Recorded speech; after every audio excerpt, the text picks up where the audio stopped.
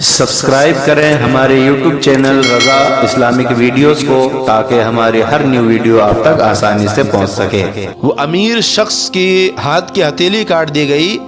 تو بھی درد ختم نہیں ہو رہا، بلکہ زہر اور تکلیف کا اثر ہاتھ تک پھیلنے لگا۔ دوڑا دوڑا حکیم کے پاس گیا، کہا حکیم صاحب درد تو پورے ہاتھ میں پھیل رہا ہے، تکلیف بہت زیادہ ہو گئی ہے۔ وہ حکیم کہنے لگا یار تیرے انگوٹھا کاٹ دیا گیا، تیرے ہاتھ کی ہتھیلی کاٹ دی گئی، درد ختم ہونے کے بجائے درد اور بڑھتا جا رہا ہے، بتا تیرے ساتھ کوئی حادثہ ہوا تھا؟ وہ امیر شخص کہنے لگا حکیم صاحب 2 سال پہلے میں نے ایک غریب شخص سے اس کی مچھلی چھینی تھی اور اس شخص نے میرے ہاتھ کے انگوٹھے پہ کاٹ لیا تھا، تب سے یہ تکلیف بڑھ گئی ہے، درد بڑھ گیا ہے۔ وہ حکیم کہنے لگا او اللہ کے بندے تو نے غریب کو ستایا، غریب کا حق مارا ہے، کہا جا جب تک تو اس سے معافی نہیں مانگے گا یہ تکلیف ختم نہیں ہونے والی ہے، بلکہ یہ تکلیف اتنی بڑھ جائے گی کہ تیرے پورے جسم کو سڑا گلا دے گی، جا اس سے معافی مانگ۔